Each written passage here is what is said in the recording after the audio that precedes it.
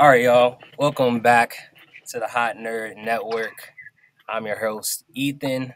I'm joined by three great guys. Man, we got Philip to my right, got Tiante below me, got my boy Cam in that bottom right corner. How y'all feeling today? Feeling good, Pretty feeling good, good. doing pretty good, pretty good, pretty good. I'm all good, man. I'm all good. Happy to be alive. Nice, nice, nice. Um, we got a fun show in store for y'all. We covering season 2 of Loki. Before we get into it, just initial thoughts on Loki. Just quick hitters on how y'all felt about this season and this series overall. I'll start.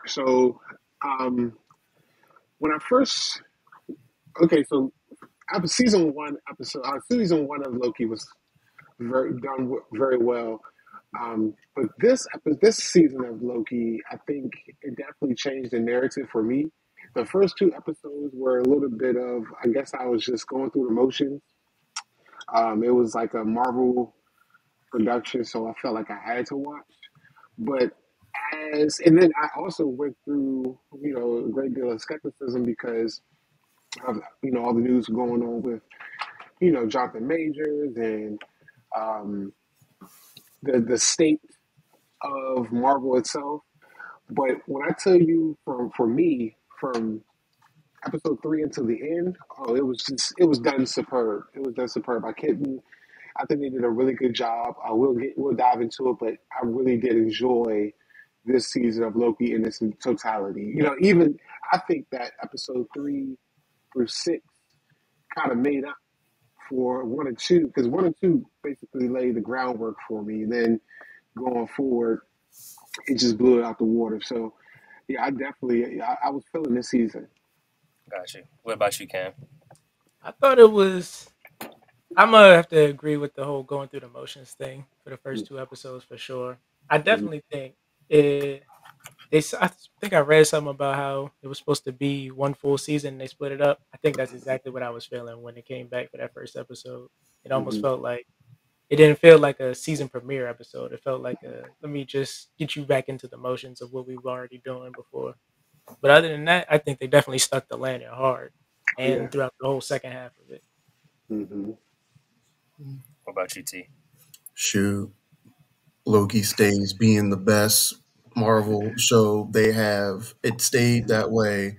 I was thinking in the back of my mind, I was like, they've been having a really bad run, at least a mid run. I'm saying a mid run, not bad, a pretty mid run for the past like year or so. So I was like, hey, this is I don't know. I'm skeptical. I hope whatever they're doing doesn't bleed into Loki, and thank God it didn't. Matter of fact, whatever they did with season one, they just made it even better. So like this is like firmly the best Marvel show that they've had. I love WandaVision, but Loki's number one, especially after that ended. Like wow. Yeah, I would have to agree with all of y'all. I mean, I think Loki has set itself apart from maybe any Marvel project after Endgame as like the standard of what we want. Um, I mean, outside of Guardians, because Guardians is just Guardians is its own thing. But Loki, Mhm. the way that they took that character and kind of flipped him on his head and really did a character study on him and took everything that you would say is negative about him and flipped it into a positive. I think it was just the storytelling and this season was incredible, and it like you said, Cam, it didn't feel like two seasons. It felt like an entire story through and through, and I think they hit every beat that what we've been lacking in a lot of Marvel's shows. Like it feels like now Marvel is just trying to give us gems to keep us sticking around, whereas like Loki really gave us a story. They made us invest in what they were trying to give us, and they paid it. We paid it off. It was a beautiful story, beautiful sentiment. Mhm. What I appreciate about Loki, especially season one and two, what I appreciated is that the average comic book fan, they really they only know Loki as Thor's brother. Outside of that, he's not. I mean, for comic book fans, he's he's actually very OP, but to average, people that read comics or average people who watch superhero movies, whatever the case may be, they don't really know Loki. So I think that Marvel did a great job taking a less known, less popular character and not only build their own TV show around him, but made it so that I think it was T. I said it's the best show that Marvel has put out. It crushes She-Hulk, it crushes Hawkeye, it crushes. To me, I didn't even get through. I mean, I got through WandaVision, but I went through the motions. Like I was watching, but I was like, You weren't big on WandaVision. right, right. I wasn't big on it, but this Loki to me is the best show that um, that Marvel's put out. And then not only that, but if you think about seasons 1 and 2. They really didn't have to introduce a lot of the big guns, because um, the Winter Soldier, a Falcon and the Winter Soldier, they had to pull out, certain other characters to make it thrive. She-Hulk had to pull the Hulk out. Same with WandaVision, they had to pull other Avengers into it to make it, somewhat successful. But Loki didn't do that. Loki had its own set of characters that are comic book characters, but they brought them in and they didn't have to bring any like big Avengers, any big bad, nothing like that. It just stood on its own, and I love that. I love that you didn't have to, recap old things into a new setting and burn us out with, just banging our heads with Avengers, Avengers, Avengers. Loki has his own trajectory, and I thought that was pretty dope. Yeah, I think that's what makes this show so good. Like you say, you hit it right on the nail. Like this show is about Loki. It's about the multiversal story and what they're building up to. But the story is about Loki. It's not about Iron Man coming in with a MacGuffin or you know what I'm saying. It's just about this character and his journey on becoming the god of stories. And I think um, it's just anybody else got something to say to second that? And I think the season two, because this is the first, I believe it's the first second season to a Marvel show we've Yeah, had yet. yeah, I Hmm. think it really shows that Marvel should definitely give these seasons more episodes. This could have been crazy in a one season format, maybe going a little break halfway through. Hmm. But the fact that we got 12 episodes with these characters made you actually care about these people. When sometimes you get through a whole Marvel show and it's like, well, I guess I'll forget about you for a while, or especially the side characters. Like the fact that they made me care about Casey is insane. I don't know. yeah, They genuinely made me care about Casey, Right. yeah. and that's just something no other Marvel show has been able to do. And I genuinely think if they extended all these other shows to like at least 12, you would get so much more coming out of them. Hmm.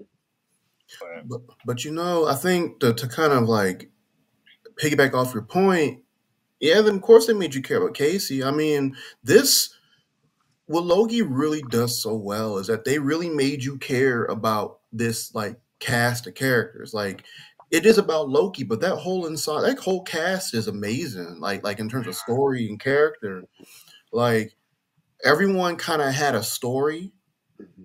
you know, even down to which maybe I'll get to say this part later. Like even down to Miss Minutes had a story. Like yeah, the cartoon clock had a yeah, story. Like Hmm. everyone had a purpose being there. It wasn't just here's some fun little teaser eye candy for you. Ooh, you might see them later in the Marvel movie. Ooh, like every character kind of had a point to being here, and you know like first off, when I saw my boy Quan as OB, I was like, "Hey, yo, that's my dog right there." Like I did not expect him to be Obi, but like Obi. was like a dark. Like, I can't even figure out who my favorite non Loki character is right now because I loved all of them. I Yeah. mean, maybe of course, I guess there's levels to it. Mobius and Obi. Sylvie's great.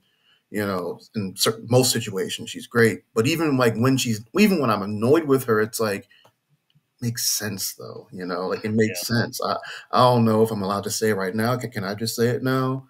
You know, Go for it. yeah, I just want to like there's a part in the story, like in is it episode 5 or episode 6? I think it's 6, where like yeah, like Loki keeps trying, like Loki keeps going back in time, and he keeps trying to stop Sylvie from killing. He who Hmm. remains. He's like, please, just I beg you, just this will be solved if you just get over this. And she's just like, nah, I'm doing this. Like you're not stopping me. And Loki's just like, this is a universe, and she's just like, nah, nah. I can't do that, homie. Sorry. She will. And part of me was like, Tag, the universe is in trouble. You can't get over your grudge for this. Hmm. But it's also like, shoot. I guess when someone's ruined your life that bad, it's like, Dag, I'll burn the whole world down just to take you down. Forget it. So Loki's just like, oh, I got one other thing to do. I understand. I understand. Something glorious purpose. I guess we'll get into it eventually. But the thing that frustrated me about Sylvie toward the end um, is that not only did Loki try to convince her that, hey, killing, excuse me, I'm not, that unaliving um, he who remains is a bad thing, but it really didn't affect her until her timeline was per or was is purged. I guess is Turning the into spaghetti or something. I don't know. I I That don't was know. don't some know. other stuff. It Yeah, was it's with different. her. It wasn't. She really didn't have that level of affection for the cause until her timeline was affected. Mhm. Because if you think about it, um, she was safe, chilling her own branch timeline for the longest. And it wasn't until Loki and Morbius came to her and was like, oh, hey, the whole multiverse is breaking down. But she really didn't get engaged until her timeline was one of the ones that ceased to exist. So Mhm. that's when she started joining in and saying, hey, we do need to do something. So Sylvie she had her stuff with her too. I wouldn't give her, I'm not giving her flowers yet because and ultimately she still threw a monkey wrench into something that could have been so simple. You know what? It's almost like the Star Lord type of a vibe, Yeah. where it's just like you had one job, dude. You had one job. You couldn't do that one job. We Yeah. laid it out for you, and you couldn't do that one job. And I felt like that with Sylvie. So I do appreciate what she brought, especially in the first season. I think I got a better appreciation for Sylvie in the first season more than the second. But then it's like the second one, it was like she was selfish. She was just like, it's not my problem until that problem showed up on her doorstep. Mhm. Yeah, I was going to ask, do we think that Sylvie was underserved in this season? Because we have a heavy dosage of her in the first season. In Mhm. this season, it didn't really seem like she had a lot to do except for just be in the way. Yeah, Be in the way. Right. I think she definitely took a jump from or a drop from co-lead to side character, Hmm. Mhm. and I think that definitely comes from the fact that they did go for such a long break, and it was a season 2 instead of what Hmm. I guess they planned into a whole season.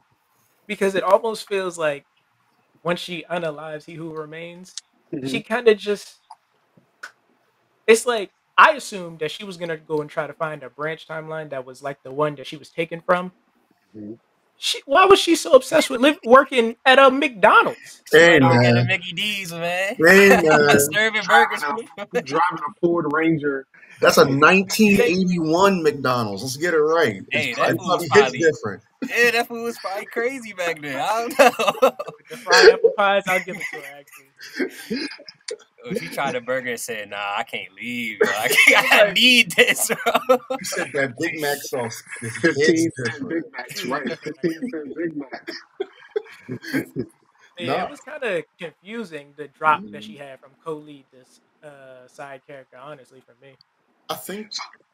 Oh, go ahead. Go ahead. Go Oh, ahead. so let me ask you guys this. So throughout the season, okay, so we had He Who Remains. He was a big reveal toward the end of season one, and we just said that Sylvie, she was riding shotgun in season one.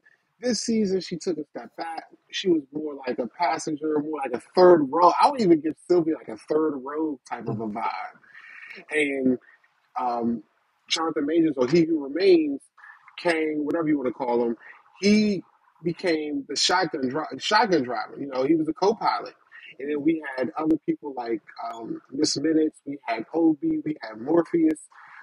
We had a lot of other people take up those other roles. So, what I want to ask you guys is, how do you feel about Jonathan? Okay, because Jonathan Major, so far, we've seen him in a various amount of different Kang variants. So we saw He Who Remains, we saw Kang in the Quantum Mania, Quantumania. Yeah. Mhm. we saw Victor Timely, we've seen Ramatut, we've seen all these different variants.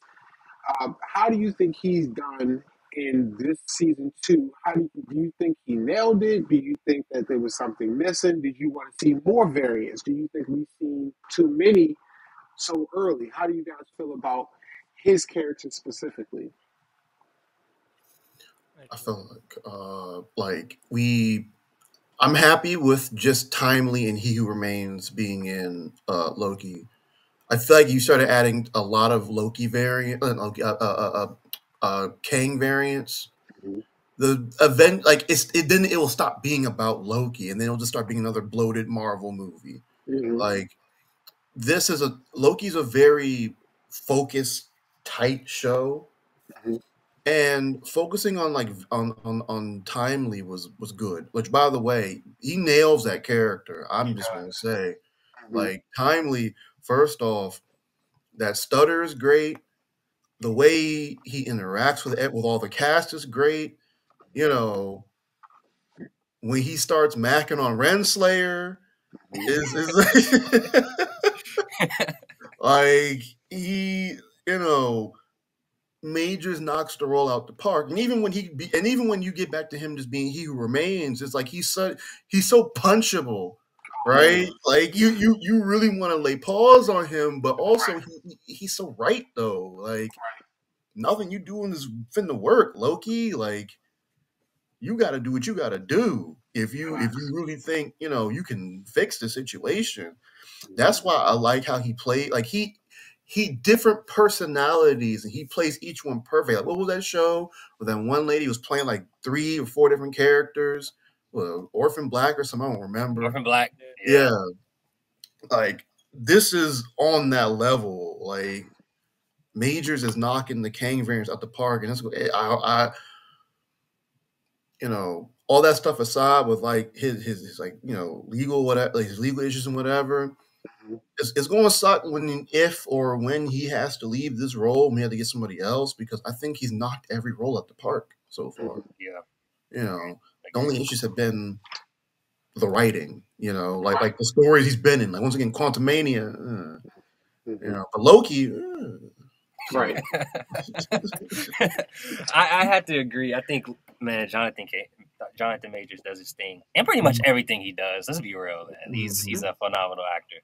I think He Who Remains at the end of season one was just like a cherry on top.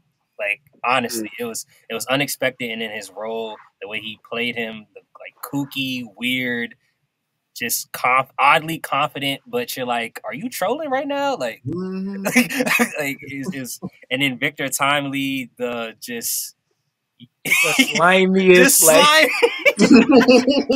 slimy, just I'm gonna but you still scam want it. to trust him almost. Yeah, you rooting for him. You know he gonna scam you, but he's like, this dude's kind of cool, bro. But I can't Mhm. trust you, So I think he definitely does his thing. Now, I do have I know this is like a larger MCU question, and we could probably save this to the end. But how do we feel about Loki? I mean, Kang and like in the MCU and its totality. Like, Mm. how do we feel? Like, because my thing is, it's like we've seen three Kangs, all of Mm-hmm. them are dead. Mm-hmm. Who's like, who are we gonna latch on to? I'm That's my not thing. sure He Who Remains is dead Mm. Okay. because he still lets Loki go. He's still not work. Like when he came back and was like, "Did you really think I was gonna let her kill me?" Like Mm-hmm. it's almost like he has a plan for even if Loki figured this out.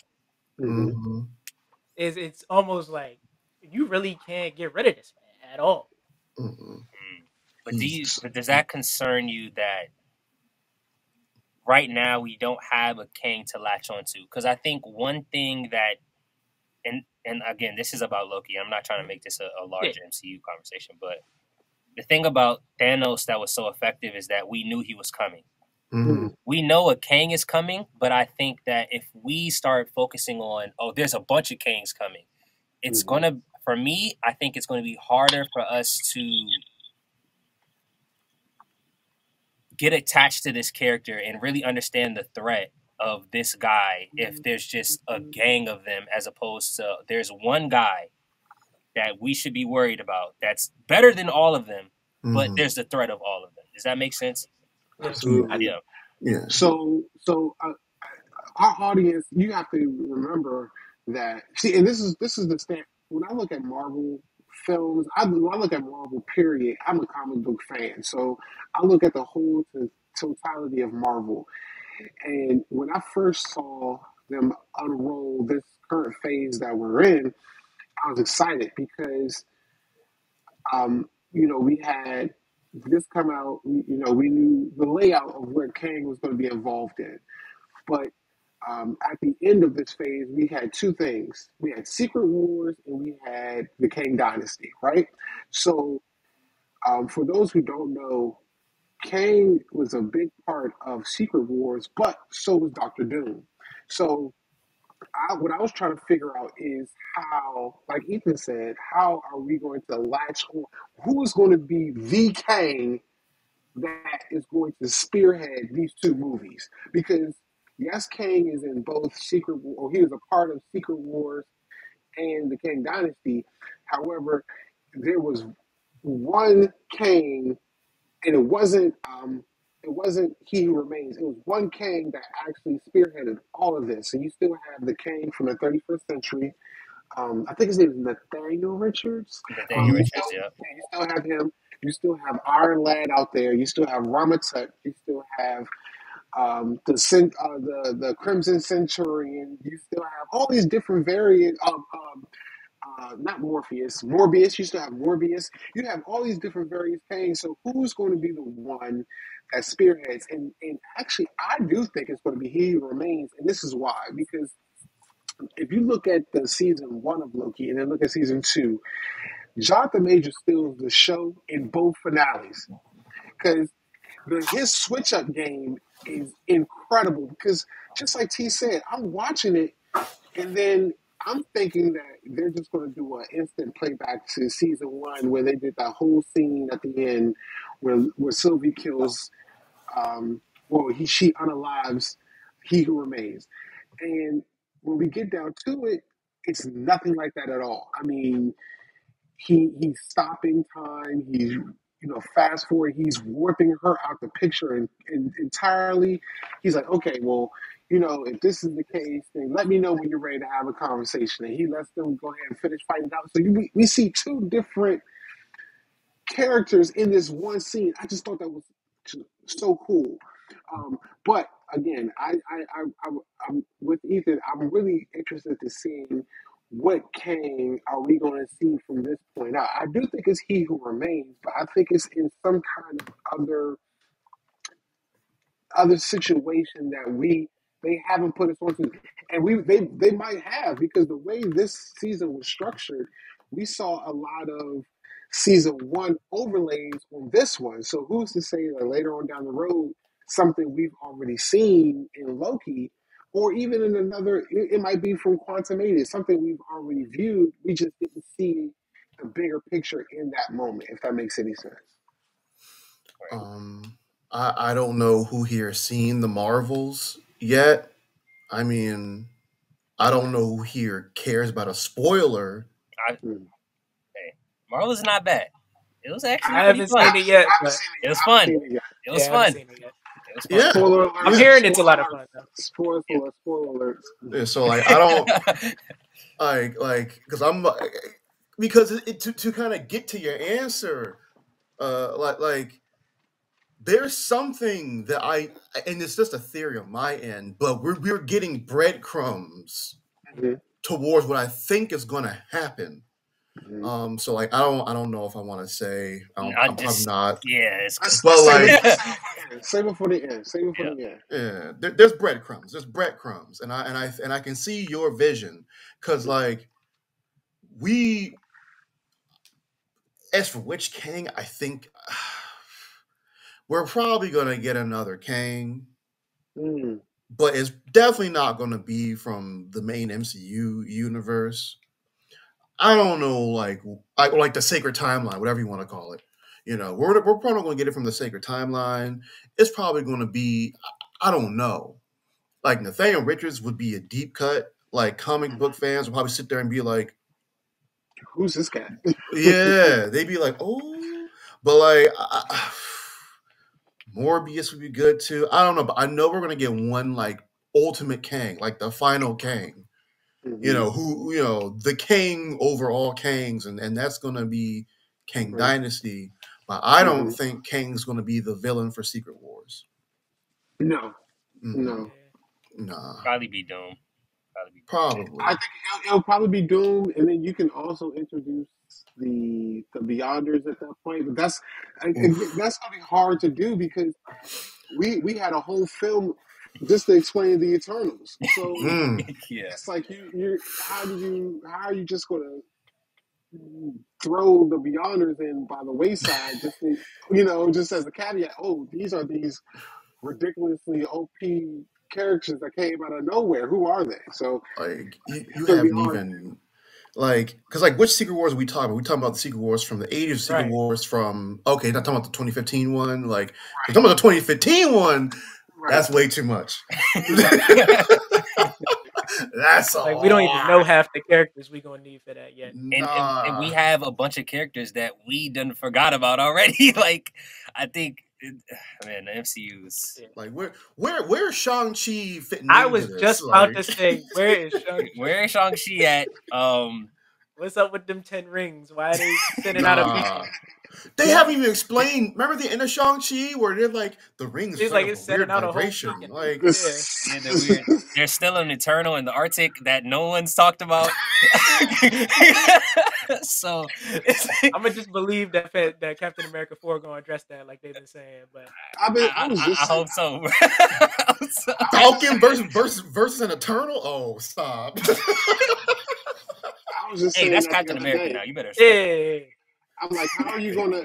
We have yet to. Nobody's yet to explain this huge eternal coming out of the Arctic. Like we're just gonna act like this Listen, 11-story finger isn't coming out of the Arctic. Boats but I think crashing and all that. Like, what's it's, I think there's a lot though. Like when we check in with these superheroes, they be having the worst day of their lives almost. So it's No, almost really. tough for them to be like nobody's addressed the fact that Moon Knight was changing the stars on a Right. No, random day. really.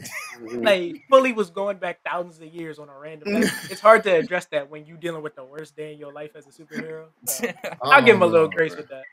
But to Uh, answer fair, your fair. question about which Kang is gonna, or like if we think there's gonna be too many Kangs, I Hmm. think to piggyback off your point, the fact that we don't know which one is coming is like gonna be almost the flip side of Thanos, and we know he's specifically coming eventually. mm, When he Hmm. shows up, it's gonna be probably one of, if the writing is good, it's gonna be a great introduction, I think, because then you have to mm, have this guy who sits above all of these villains that you have set up to be very powerful.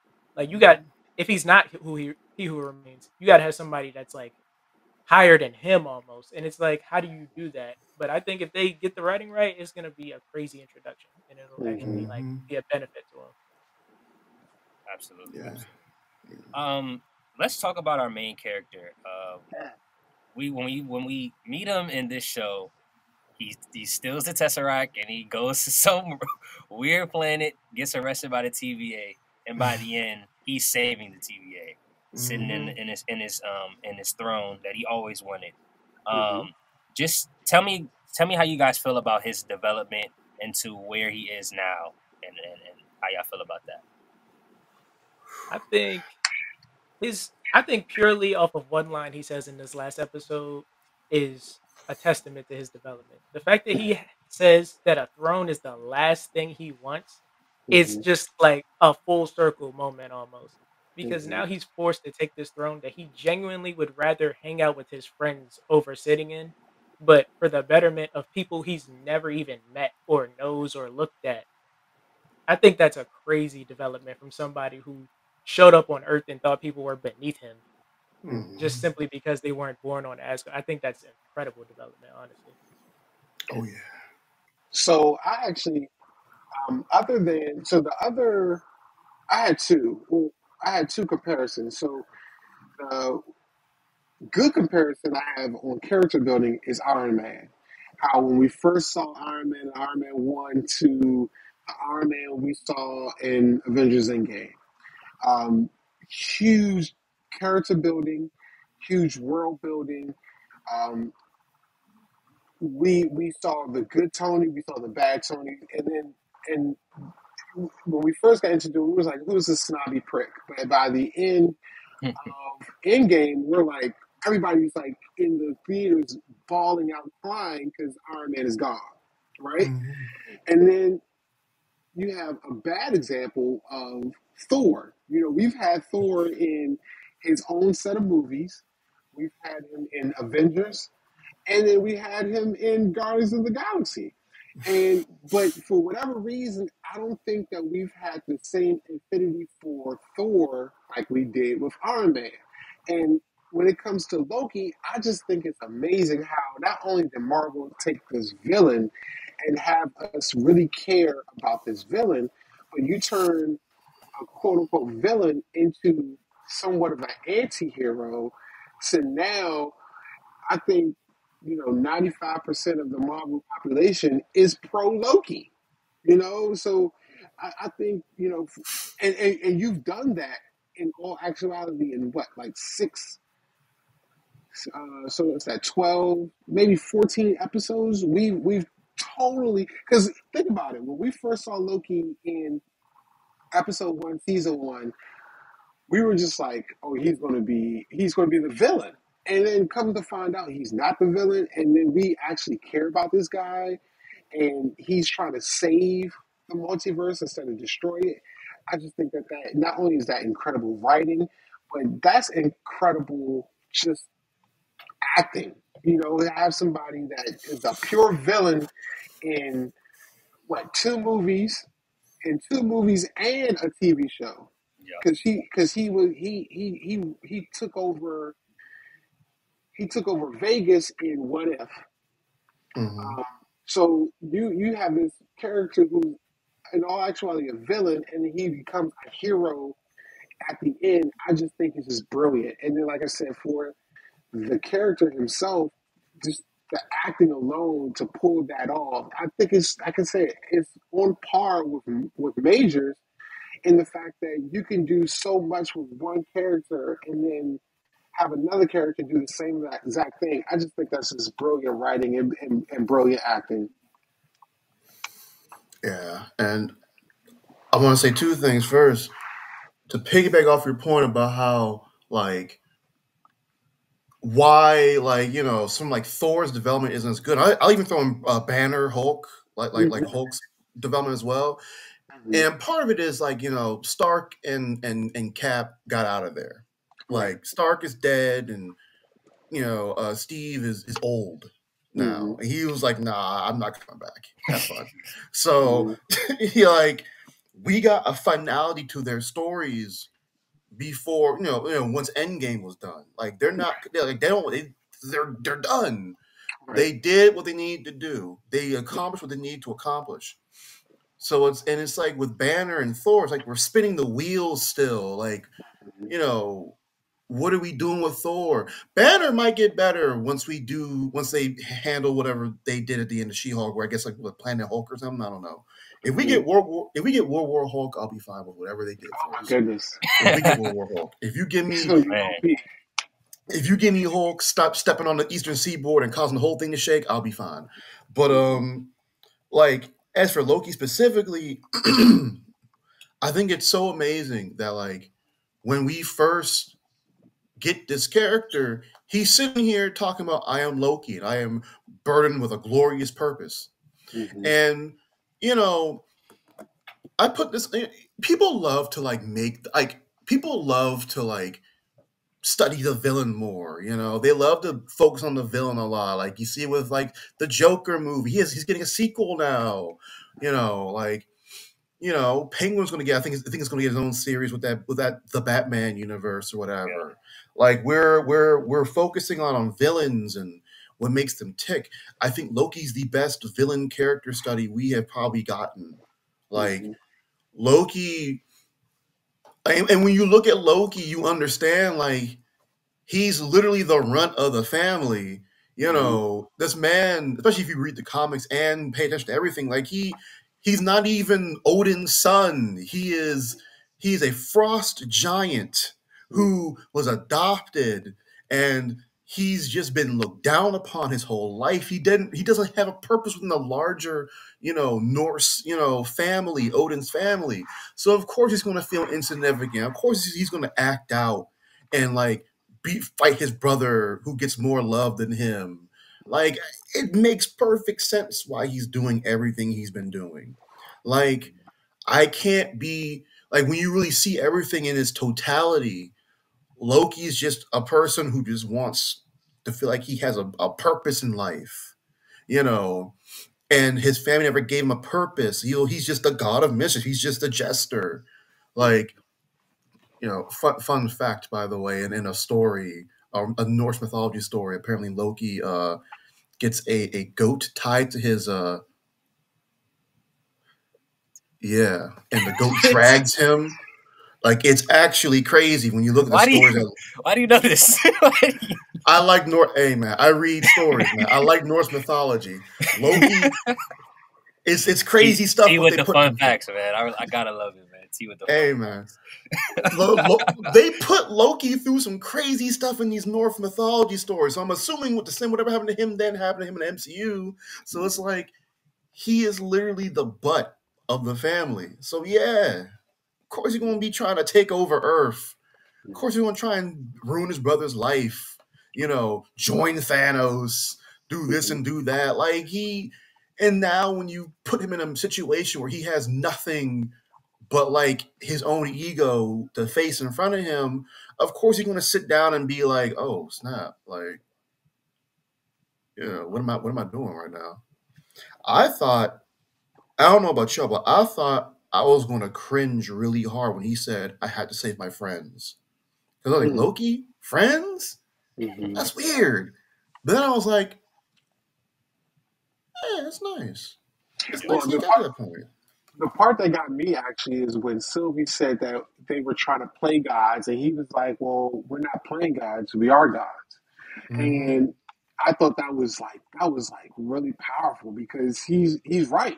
I think he's at that point, especially in episode 6. I think that the whole season, he's been doing his due diligence of trying to do things almost like the mortal way, uh, Mm-hmm. and like appease this person, appease that person. I think he finally came to the realization that not only could he not appease everybody, everything could be perfect, but I am a god. At the end of the day, I am a god. So I have all these powers, I have all these talents, let me use them. And when all the timelines, died, and then he started wrapping them up and then gave them life of his powers, it just gave that one phrase, that one. that one tagline, it gave it so much validity to the whole episode. To me, that one phrase, that exchange between him and Sylvie, it kind of encapsulates the whole episode because it just goes to show you that out of that whole cast, no one could have done, no one could have solved the issue but Loki. And he who Mhm. remains actually is the one who solidified that because he was like, look, no matter what you do, we're always going to wind up right back here. That's just going to happen. And so, Loki took the bull by the horns and, actually took over, made his own throne, made his own tree of life, you know, in I think it's called Idrisil. What's the Mhm. tree of life in Yeah, Norse Idris Elba. mythology? Yggdrasil. Idrisil. He made his own Idrisil out of the branch timelines, and I just think that I think someone said earlier it's come back full circle that Loki is the one who makes everything go. So even the things that we thought that were already in place, no, we're coming to find out that it was Loki who did X, Y, and Z. Yeah. I thought it was a beautiful moment when Loki and Sylvie are at the bar and they're talking about, Sylvie's asking them, like, why are you doing this? What is this for? And Loki's like, I got to save my friends. I got to do this. She's like, no, but why do you want to do this? And it's like, it's revealing that Loki is still being selfish. Loki is, he's inherently selfish. That's the type of person he is. But I think that what was so different and what was so great about this moment is that it was finally not about Loki. Mm-hmm. His selfishness is not self-serving. He didn't have a self-serving glorious purpose. It was for other people. And I think when we meet Loki at the beginning of this series and they bring him to the TVA, they show him all his arrogance and his bravado, and they strip that away from him immediately. Mhm. In that first episode, they show him how he dies. They show him Infinity Stones. It's like it doesn't matter here. Like you are powerless, and he has to deal with that. And they make him deal with that, and they make him get over himself. And I think that's just like I don't know how many times we gotta say it, but the writing in this story, just the way that they wrote this character and the way that they made him face himself, not only figuratively but literally. He was facing Sylvie. It was literally a version of himself, like making him Mhm. see who he is and confront that. I just, I might have to say it. Loki might have the best arc in MCU history. He might. He Mm. might have the best arc in MCU history, better than I mean, Iron Man. who's gonna be? Yeah, outside of And Iron Iron Man, I Man. mean, Iron Man is number one, but Loki, what they did with Loki in this series, Mhm. the way that they, and I think it's kind of he gets kind of like a slight because he's a villain. Like turning a villain into a hero is it's easier, but the way that they did it, the way that they took this character and flipped him on his head and made him a arrogant, selfish person into him making the ultimate selfless act at the end. Well, I don't know. I have to give it to Loki. I might. I would say either between. For me, it's Cap because we Okay. saw Cap become, or he was a scrawny teenager in his first movie, and then he's trading blows with Thanos, and then he's going back in time and returning everything to the way it's supposed to be. I don't know. I think it's a 2A 2B type of thing. I can see your point when it comes to Loki, but I think Cap over a period over not only 10 years because he was in the first, but I think Cap has a good arc too. I like Cap's arc too. Yeah, yeah. Great art. Great art. So let me ask you guys this: so out of the second season, just this season alone, who's your favorite character in season two of Loki? Who's your favorite character besides Loki? You Honestly, can't you can't use yeah. Loki. Yeah, You can't Loki, use of course. Loki. Yeah, yeah. You can't use Loki. Honestly, it's probably a toss up. I don't know. There's a couple characters that I think might have surprisingly stood up there. Like Miss Minutes had a little thing going that was like I felt like they cut that a little too short. She Yeah. had a Mhm. whole motivation that she wanted a body and stuff that we learned. Like, and I feel like they She cut that want a last body, all right. You absolutely correct about that. Crazy what Nah, they she did was with on her. demon time. She was That on. was, All that right, she was was on. bad. Yo. I don't know how they programmed her, but she was a menace. I would not have brought her back like they did at the end. That was just crazy. Get her out of there, dog. Get her out. And then They they trying like, to we don't know. reprogram her. Yeah, B-15, Nah. like, y'all know if she gonna try and kill us again? They're like, I'm like, Mm. put that down. We gotta Did you shut that see? down right Did now. you see her face when they were squishing the other TV that She was was, inside the But box? she she liked was, Uh-huh. that. she loved She it. was She liked it. I was she like, was No, yo, that was crazy. we gotta That's kill what's this up. AI, yo. This is crazy. Nah, No. that I was think Victor crazy. Timely might be my favorite character of the season. okay. Mm. Okay. But I don't Mm. know. It was really close. I feel like a lot of characters could have been that, but like it's almost like their stories were too short or like they didn't get enough time. Like OB, I felt Yeah. Oh like yeah. we got a little bit from him, but I wanted a little more with the person he was on the sacred timeline. Yeah. Hmm. Like Mm. that was interesting too. And then B-15, I feel like took a huge backseat this season. Yeah. Oh Like yeah. Yeah. Yeah. wild backseat. When I felt Yeah. like she was building up to becoming more of a prevalent character. And Mm. then Absolutely. Mobius just I don't know. Mobius also took a it was weird. It It was was a like for weird season Loki, for Mobius. It was a it was It a was one super season weird for season for Morbius. Mobius. Yes. It's like they Yes. weren't as close, but they kept trying to tell you they were. Right. But it was like I don't know. It felt a little weird. But yeah, I It's Right. think Victor funny. Timely.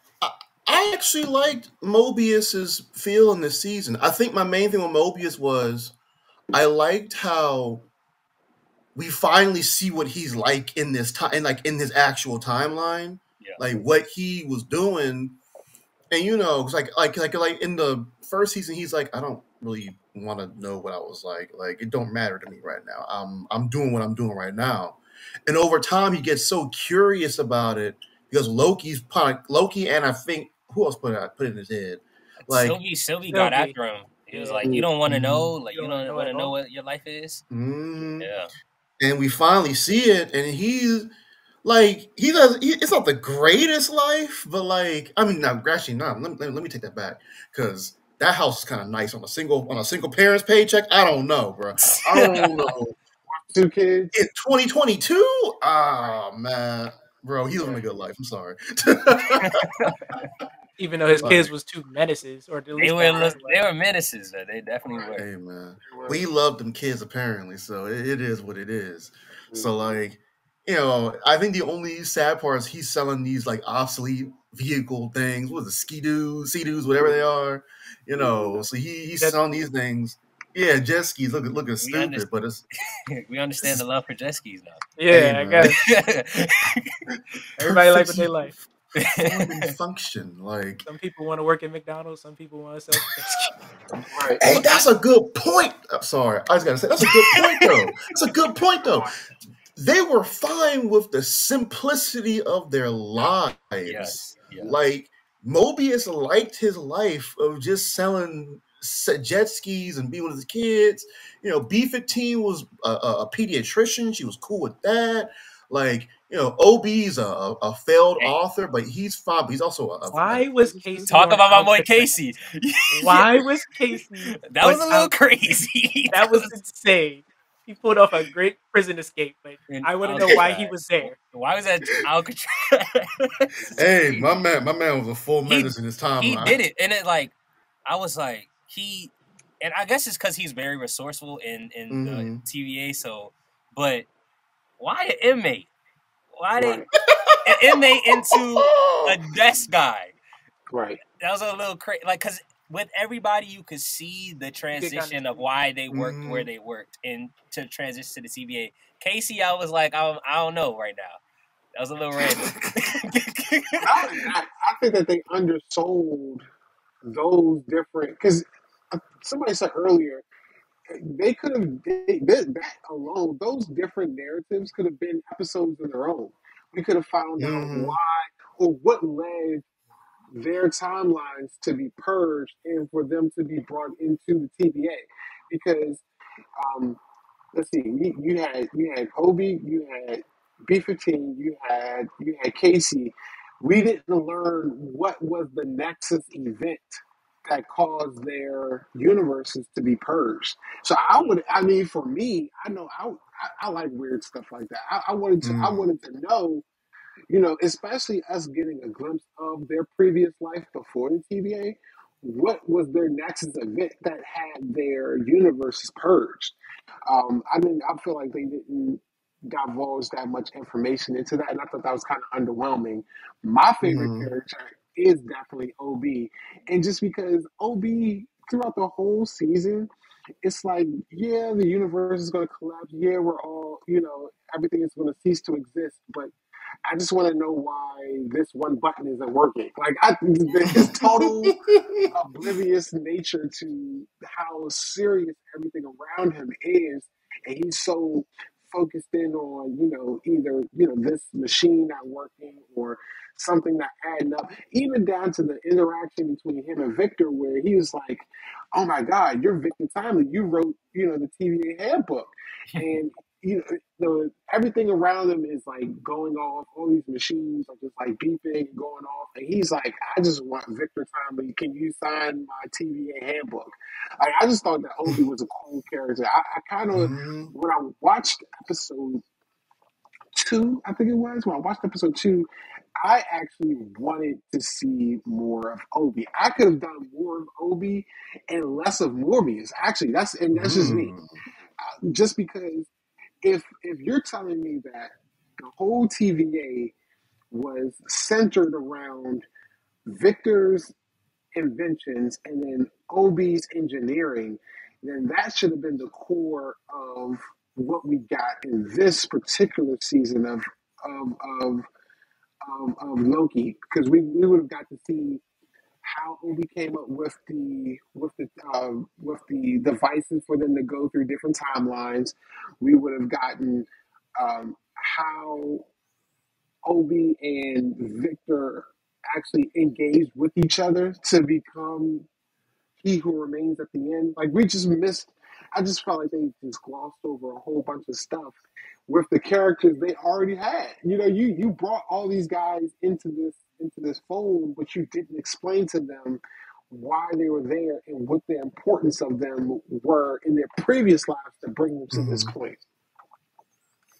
And What's you up? bring up a great point because now I'm That's true. wondering something. That's true.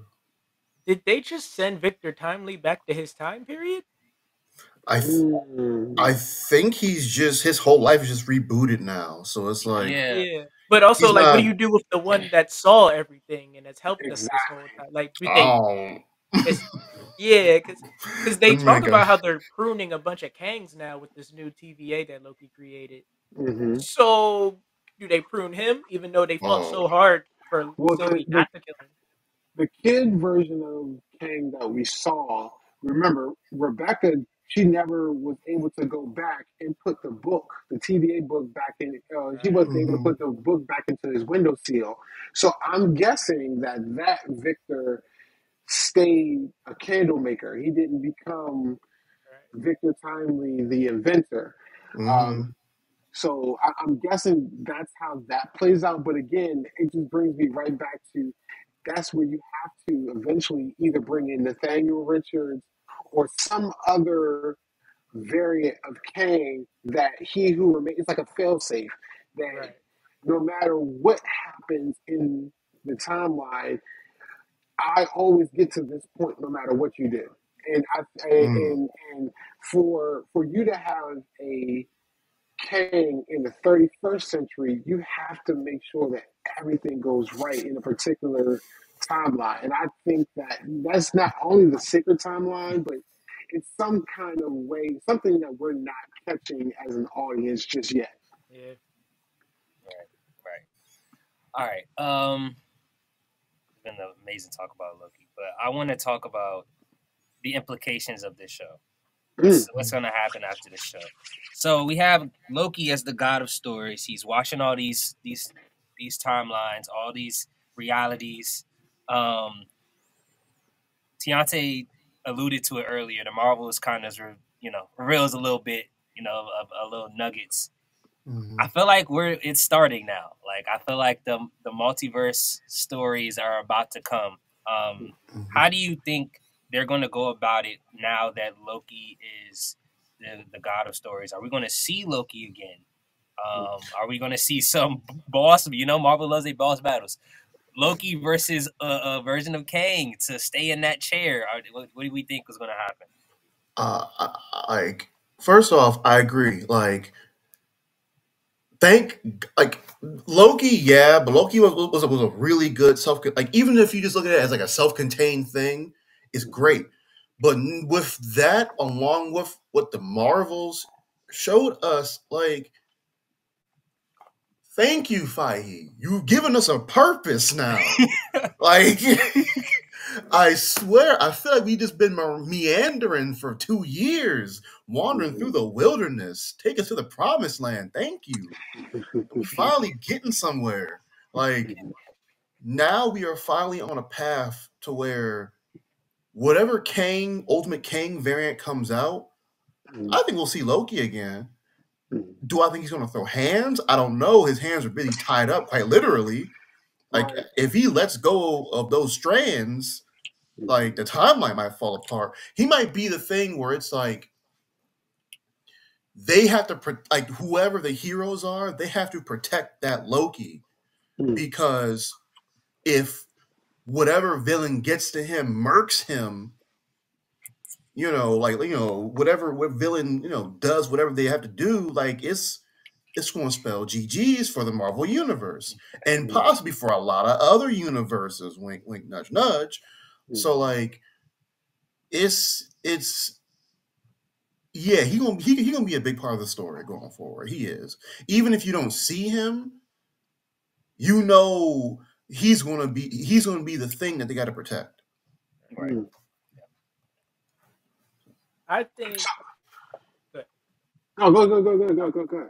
I think that you can't because Loki has. I think they're moving towards these new characters that haven't had 10 years of story already, and that's why I don't know. I think I'm kind of on the other end of things where I've enjoyed this time period after Endgame, where it just almost feels like they're doing a bunch of disconnected things. It feels like because if they can find a way to make all those things connect, it almost feels like this was a plan the whole time, and Loki holding all these strings together makes it seem like that. And to piggyback off your point, if they're fighting kind of like a protect Loki in the chair kind of fight by the end of it all, I think that's a Yeah, crazy that's fire. finale to it. That's fire. Like a crazy finale because we've kind of seen, I don't know, it feels like he's the ultimate power now in the Mm, multiverse simply because he put it all together. yeah. And I don't know, I just think that's going to be a crazy finale to end it all. And yeah, I think you can do that a lot with the new characters you've introduced. Mhm. So, um, again, I'm a huge comic book fan, so I kind of see, I'm kind of torn in what they should do and what I think they're going to do. Um, I've seen this in the comics before. I think that this is where Loki assembles the Ultimate Avengers.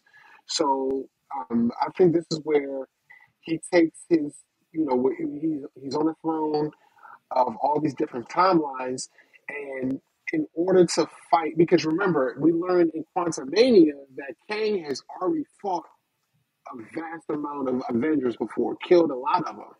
So I think what Loki's going to wind up having to do is he's going to have to go to these different timelines or these different branched timelines and pluck different Avengers from different timelines and bring them together to fight Awesome, the like Kang variants. awesome, like So what if? I think Hmm. Yeah, that's funny because when I So mentioned what What If if earlier, I think that the story of the Beyonder in What If is how Loki is going to play in not only maybe Secret Wars but going forward. He's going to Hmm. have to. That's because now the audience. And this is where I'm split because the audience has been clamoring to bring back Iron Man. The audience has been clamoring to bring back Cap. Nobody wants to get rid of Thor because he's Thor.